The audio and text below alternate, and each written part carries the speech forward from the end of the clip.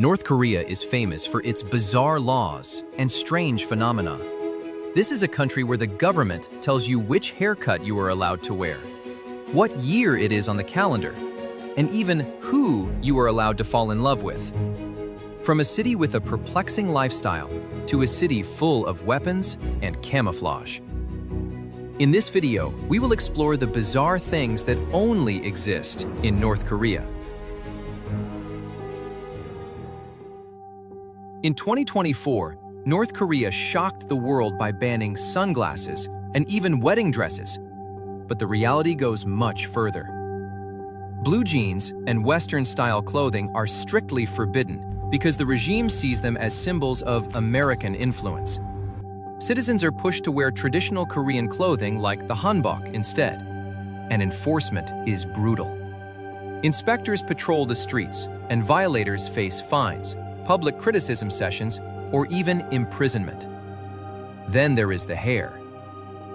Reports describe a list of just 28 approved hairstyles, 10 for men and 18 for women. State television once aired a program literally titled, "Let us trim our hair in accordance with the socialist lifestyle," claiming that long hair drains energy from the brain and makes you less intelligent.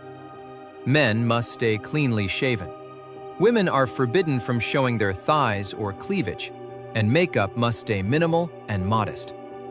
Some argue this preserves a unique national identity. Others see it as the crushing of individuality itself. What do you think? Let us know in the comments. The love lives of North Koreans are completely different from anything you might imagine. There are no movie dates. There are no restaurants for couples. Young people in love mostly just walk side by side on the street, arms crossed tightly over their chests, terrified of being accused of indecency. Public displays of affection are forbidden. And because young couples have nowhere to go, something incredible happens in the shadows. Defectors report that couples in the cities secretly pay middle-aged women to leave their own homes for a few hours, turning ordinary apartments into underground love motels. In addition, most marriages were arranged through traditional matchmaking, and the deciding factor was not love or attraction. It was social status and political loyalty to the regime. So the state decides what you wear, how you cut your hair, and who you are allowed to love. But the control goes even deeper, into the most private corner of a woman's life. This part will make you shudder. For most women in North Korea, commercial sanitary pads are either unknown or impossibly expensive. Women who escaped the country describe washing the same cloth rags month after month, year after year, just to reuse them. Female soldiers have it even worse. Cut off from markets, they use military gauze, old uniforms, or even socks, and they wash them secretly in the middle of the night while the male soldiers sleep, just to avoid the shame. Birth control pills and condoms are virtually non-existent. Defectors say they saw a pregnancy test for the first time in their lives only after escaping to China. And formal sex education in schools is exactly 0 hours. Hard to believe this is happening in the 21st century. Well, here is the twist. In North Korea, it technically is not the 21st century at all. The next fact will shock you. Unlike the rest of the world, North Korea follows its own clock, officially named Pyongyang time. In August 2015, the regime moved its clocks back by 30 minutes to mark the 75th anniversary of liberation from Japanese rule, deliberately breaking away from the time zone shared with Japan and South Korea. Then in 2018, during a brief period of peace talks, Kim Jong-un simply moved the clocks again. And it gets stranger. North Korea does not even use our calendar.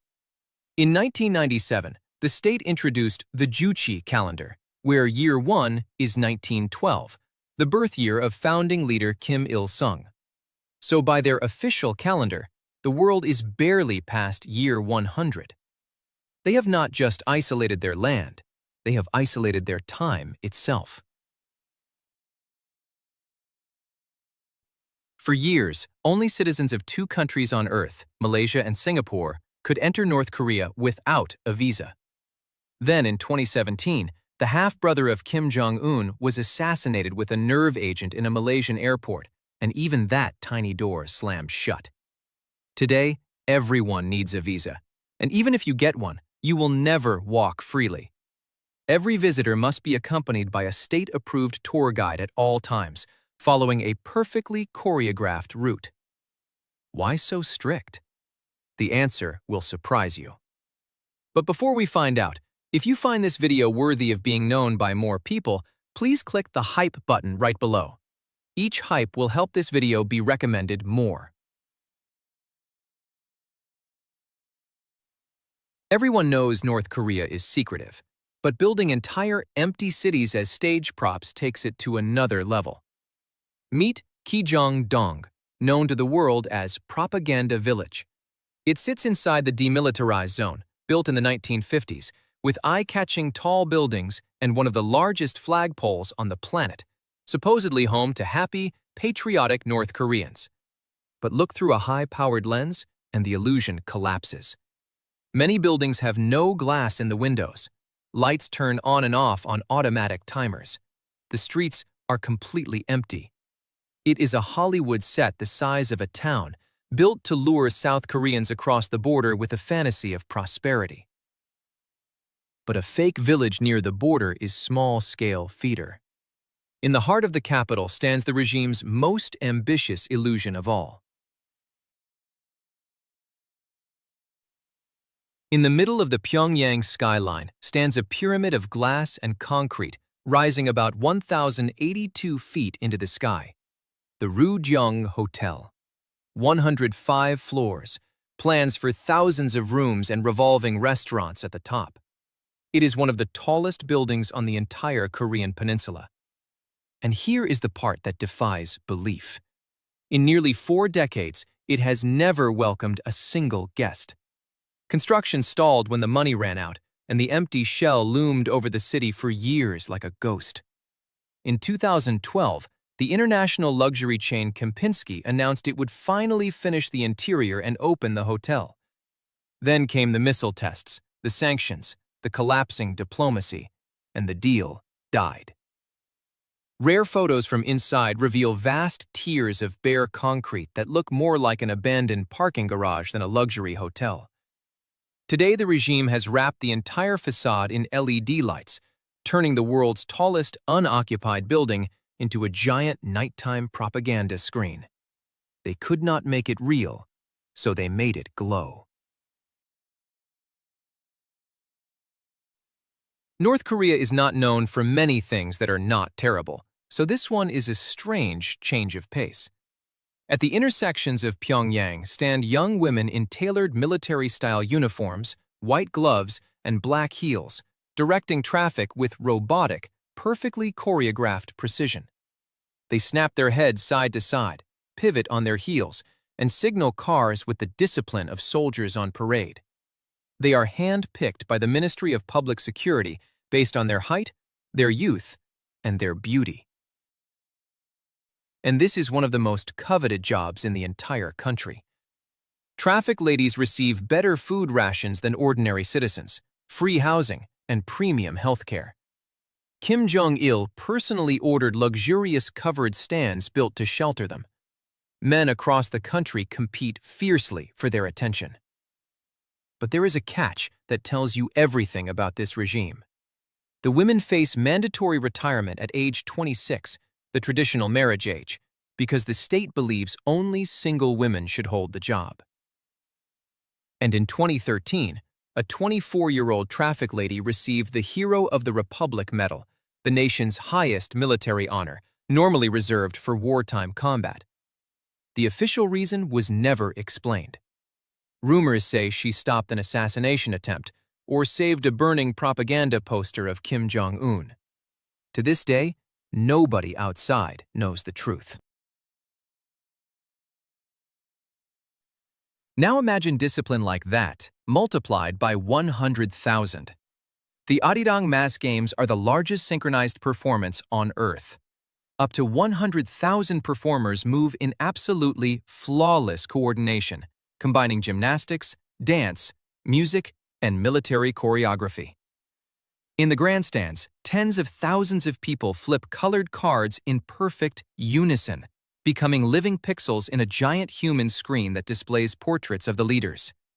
Children train for months, sometimes enduring brutal conditions, so that not a single card flips 1 second too late. To foreign visitors, it is mesmerizing. But look closer, and you see the real message. In North Korea, the individual does not exist. You are a pixel.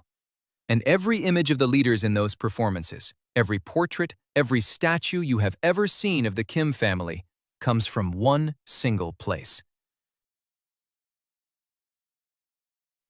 In Pyongyang sits the Mansudae Art Studio, one of the largest art factories on the planet, covering over 1,291,669 square feet and employing thousands of the nation's finest academy-trained artists. By law, this is the only entity in the entire country permitted to produce images and statues of the Kim family. But here is the twist almost nobody knows. This propaganda factory became an international business. Through its overseas division, North Korea has exported giant bronze monuments and government buildings to 17 countries, mostly in Africa, including a towering 160-foot statue in Senegal. By 2011, these projects had reportedly earned the sanctioned regime over $160 million in hard currency. Dictator art, it turns out, sells.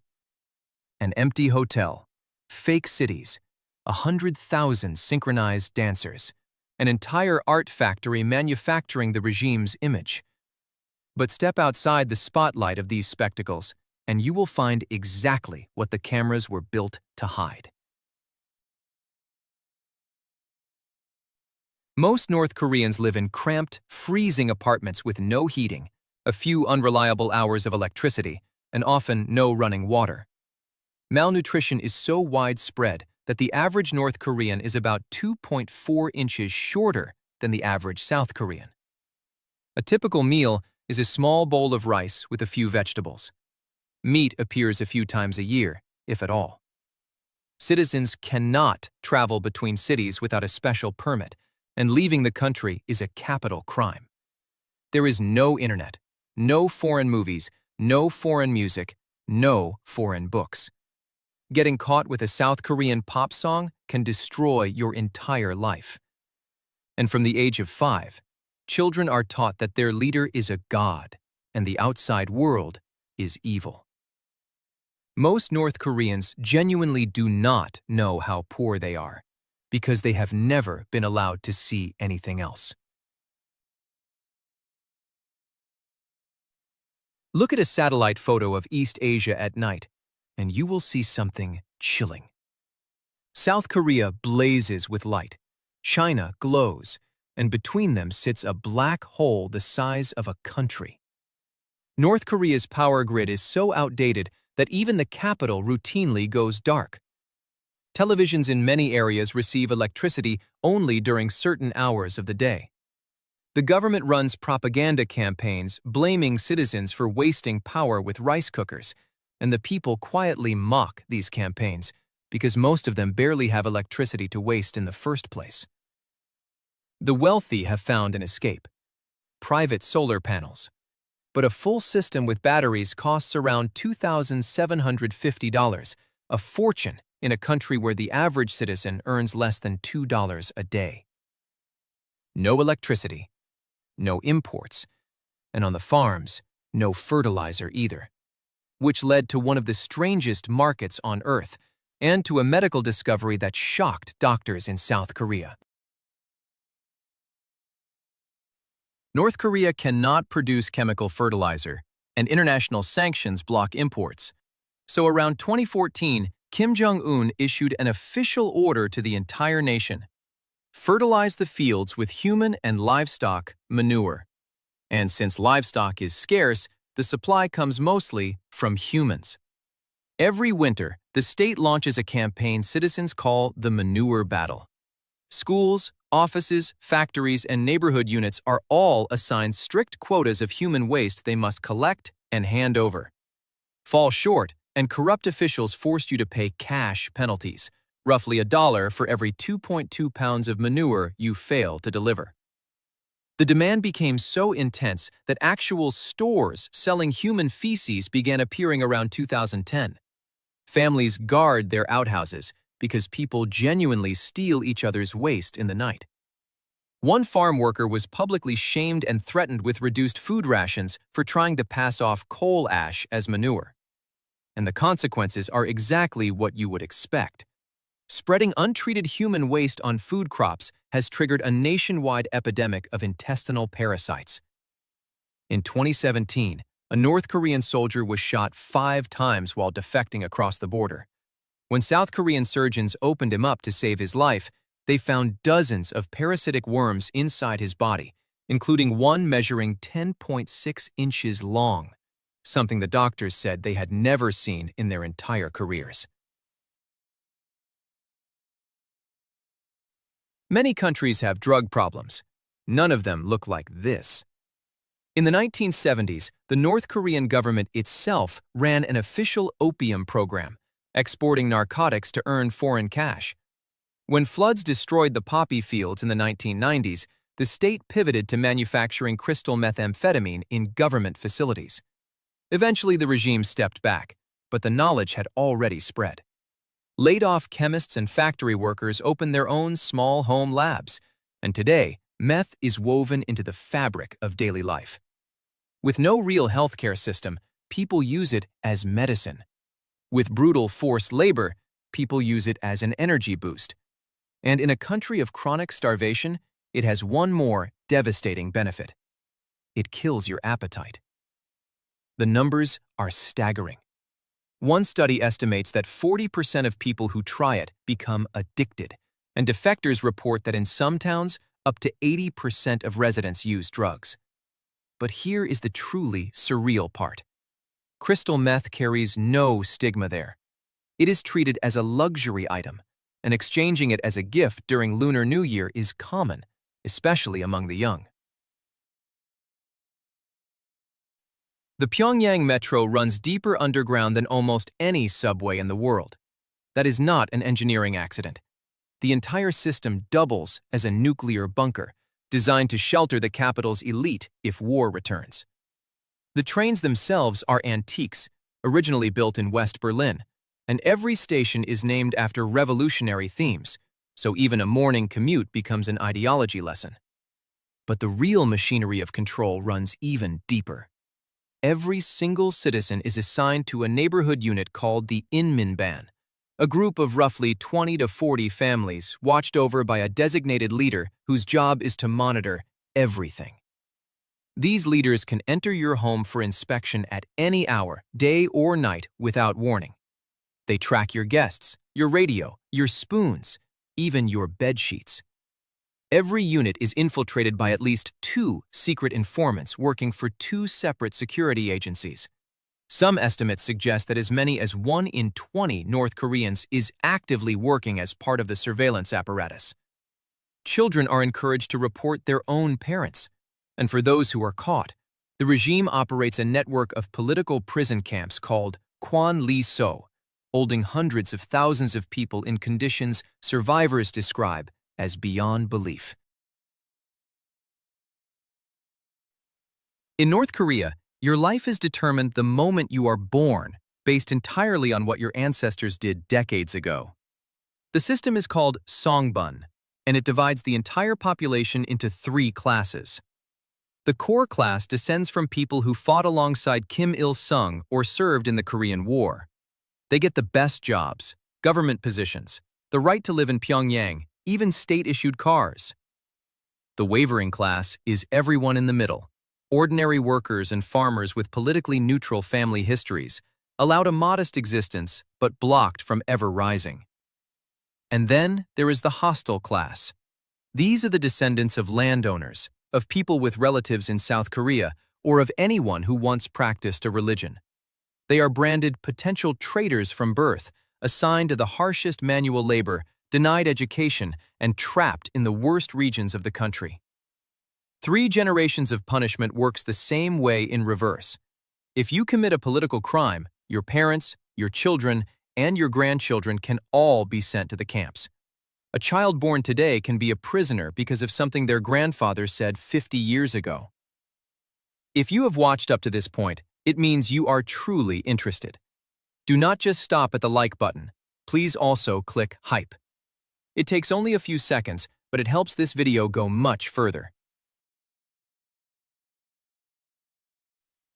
Practicing any religion in North Korea is illegal. Christianity is the most dangerous of all, treated as foreign poison, and being caught with a Bible can mean execution or a lifetime in the camps. A few churches do exist in Pyongyang, but defectors confirm they are props, staged for foreign visitors to create the illusion of religious freedom. Here is the deeper truth. The regime did not eliminate religion. It replaced it. Citizens must bow to statues, attend ceremonies praising the leaders, and keep mandatory portraits of Kim Il-sung and Kim Jong-il in every home. Portraits that inspectors check for dust. North Korea maintains one of the largest standing armies on the planet, not through patriotism, through force. Military service is mandatory, and for men it begins at age 17 and lasts at least 10 years. And in 2015, facing a demographic crisis, the regime extended mandatory service to women as well, requiring them to serve until age 23, in conditions defectors describe as even harsher. And who sits at the top of this pyramid? It is time to meet the dynasty itself. Everything you have seen in this video flows from a single source. After the Korean War, Kim Il-sung seized total control and built a system designed for one purpose. His family would rule forever. When he died in 1994, his son Kim Jong-il took power and presided over a famine so devastating that citizens were reduced to eating grass. While his people starved, Kim Jong-il lived a life that sounds like fiction. He was obsessed with cinema, owning a personal library of more than 15,000 films. And when he decided North Korean movies were not good enough, he did something no other leader in history has done. In 1978, his agents kidnapped South Korea's most famous actress, Choi Eun-hee, and her ex-husband, the acclaimed director Shin Sang-ok, smuggled them into North Korea and forced them to make films for the regime for 8 years before they finally escaped through Vienna. Kim Jong-il also maintained a secret entourage of roughly 2,000 young women recruited from across the country as teenagers. Their job was to entertain the leader and his inner circle. His son, Kim Jong-un, continues the tradition. Intelligence reports estimate he spends over $300 million every year on personal luxuries, private jets, yachts, and imported cars, in a country where the average citizen earns less than $2 a day. The extravagant lifestyle of the country's head leads us to an image that raises many questions, because it appears to be high school students practicing intimate behaviors usually reserved for married couples, right in the classroom. Could this be a special way of teaching sex education in North Korea? This is the twist nobody expects. North Korea is stunning. The Pacific coastline hides pristine beaches with golden sand. Inland, Mount Myohyang rises in majestic alpine scenery, with lush, untouched forests and hiking trails that could rival anything in the world. And because the country has been sealed off for 70 years, much of its nature remains exactly as it was, unspoiled and wild. But almost no one will ever see it. Foreign tourists are kept on choreographed routes, and the North Korean people themselves need permits just to travel to the next city. Golden beaches no tourist will ever sunbathe on. Mountains its own people are not allowed to visit. Perhaps that is the strangest thing of all about North Korea. It is not an ugly country. It is a beautiful one, turned into the world's largest prison.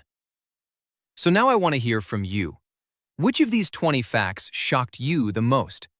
Tell us in the comments below. And if you want more stories from the world's most secretive places, subscribe and turn on notifications, because you won't want to miss what's coming next.